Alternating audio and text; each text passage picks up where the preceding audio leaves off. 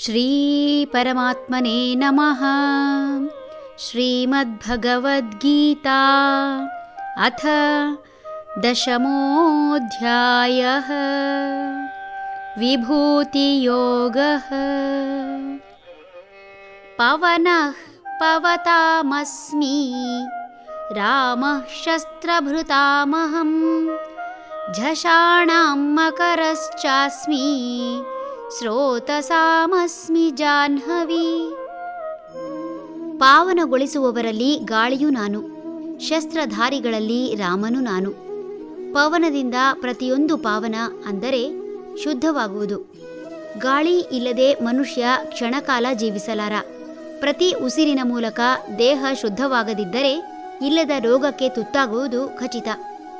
ಪ್ರಾಣವಾಯುವಾಗಿ ಶುದ್ಧ ಗಾಳಿ ದೇಹಕ್ಕೆ ಸೇರಿ ದೇಹದಲ್ಲಿ ಇರುವ ಕಲ್ಮಶಗಳನ್ನು ಹೊತ್ತು ಅಪಾನವಾಯುವಾಗಿ ಹೊರಹೋಗುವುದು ತಿಳಿದ ವಿಷಯವೇ ಸರಿ. ಬೆಂಕಿ ಉರಿಯುವುದಕ್ಕಾಗಲಿ ಅಥವಾ ನೀರು ಹರಿದು ಶುದ್ಧವಾಗುವುದಕ್ಕಾಗಲಿ ಗಾಳಿಯೂ ಅವಶ್ಯಕ.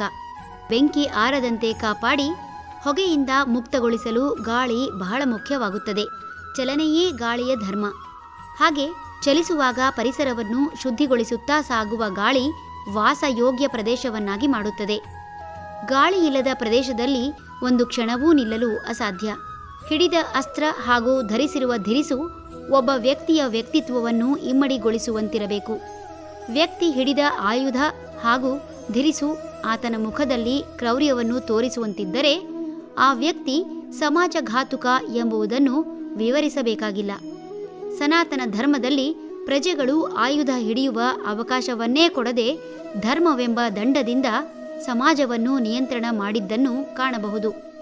ಜಾಣನಿಗೆ ಮಾತಿನ ಪೆಟ್ಟು, ದಡ್ಡನಿಗೆ ದೊಣ್ಣೆ ಪೆಟ್ಟು ಎಂಬಂತೆ ಸನಾತನ ಧರ್ಮವನ್ನು ಒಪ್ಪಿಕೊಂಡವರು ಜ್ಞಾನಿಗಳು. ಈ ಕಾರಣದಿಂದ ಮನೆ ಮನೆಗಳಲ್ಲಿ ಆಯುಧ ಇಡುವ ಹಾಗೂ ಸದಾ ಕೈಯಲ್ಲಿ ಶಸ್ತ್ರ ಹಿಡಿಯುವ ಪ್ರಮೇಯವೇ ಬಾರದು. ಆಯುಧಗಳನ್ನೆಲ್ಲ ಭಗವಂತನಿಗೊಪ್ಪಿಸಿ ಅಹಿಂಸಾವಾದಿಗಳಾದ ಮನುಷ್ಯರು ಆತನ ಆಯುಧ ಶಿಷ್ಟರ ರಕ್ಷಣೆ ಹಾಗೂ ದುಷ್ಟರ ಶಿಕ್ಷಣಕ್ಕೆ ಇದೆ ಎಂಬುದನ್ನು ಬಲ್ಲರು. ಶಸ್ತ್ರಧಾರಿಯಾದ ರಾಮನಲ್ಲಿ ಕಾಣುವ ಸೌಮ್ಯ ಮುಖ ಆತ ಶಸ್ತ್ರ ಹಿಡಿದ ಕಾರಣದಿಂದ ಸೂಚಿಸುತ್ತದೆ. ಶಿಷ್ಟರ ರಕ್ಷಿಸುತ್ತಾ ದುಷ್ಟರನ್ನು ಶಸ್ತ್ರದ ಮೂಲಕ ಶಿಕ್ಷಿಸಿ ಕೊನೆಯ ಬಾಣ ಬಿಡುವ ಮುನ್ನ ದುಷ್ಟರ ತಪ್ಪನ್ನು ತಿಳಿಸಿ ಬದಲಾಗಲು ಅವಕಾಶ ನೀಡಿ ಬದಲಾಗಿ ಬದುಕುವ ಇಚ್ಛೆ ಇದ್ದರೆ ಜೀವದಾನ ಮಾಡುವುದಾಗಿ ಕೇಳಿ ಅವರ ಕೊನೆಯ ಆಸೆಯಂತೆ ಬಾಣಪ್ರಯೋಗ ಮಾಡುತ್ತಿದ್ದವ ರಾಮ.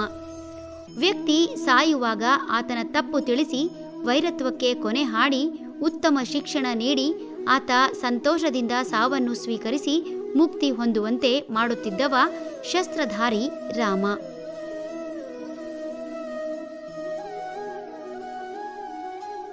ಜಲಜಂತುಗಳಲ್ಲಿ ಮೊಸಳೆಯೂ ನಾನು, ನದಿಗಳಲ್ಲಿ ಗಂಗಾ ನದಿಯೂ ನಾನು.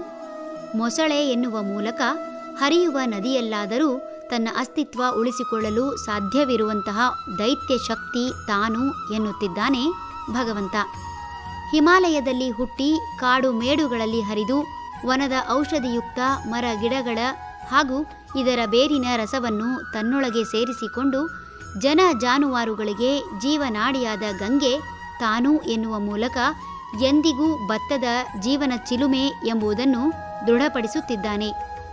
ಪ್ರಪಂಚವೇ ಪ್ರೀತಿಸಿ ಪೂಜಿಸುವ ಗಂಗೆ ಅಲ್ಲಲ್ಲಿ ಮಲಿನಗೊಳ್ಳುತ್ತಾ ಸಾಗಿ ಬಾಂಗ್ಲಾದೇಶಕ್ಕೆ ಹರಿದು ಸಮುದ್ರ ಸೇರುತ್ತದೆ. ಉತ್ತಮ ನಾಗರಿಕತೆ ಬೆಳೆಯಲು ನದಿಯ ಪಾತ್ರ ಬಹಳ ಮುಖ್ಯವಾಗುತ್ತದೆ.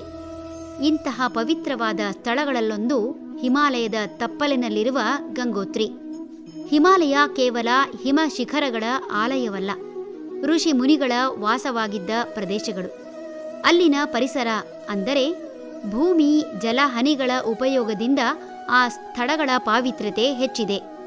ಈ ತೀರ್ಥ ಕ್ಷೇತ್ರಗಳಲ್ಲಿ ದೊರಕಬಹುದಾದ ಆಧ್ಯಾತ್ಮಿಕ ಮತ್ತು ಮಾನಸಿಕ ಉನ್ನತಿಯನ್ನು ತಿಳಿದು ಜಿಜ್ಞಾಸುಗಳು ಮತ್ತು ಸಾಧಕರು ಎದುರಿಸಬೇಕಾದ ಕಷ್ಟ ಕಾರ್ಪಣ್ಯಗಳು, ಅಪಾಯಗಳು, ಅನಾನುಕೂಲತೆಗಳು ಇದಾವುದೂ ಲೆಕ್ಕಿಸದೆ ಅತಿ ಕಠಿಣ ರಸ್ತೆ ಕ್ರಮಿಸಿ ಬರುತ್ತಾರೆ.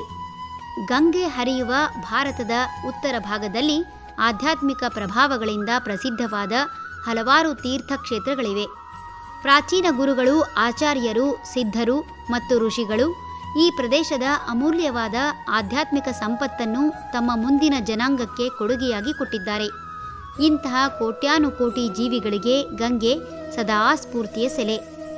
ಹರಿ ಓಂ ತತ್ಸತ್.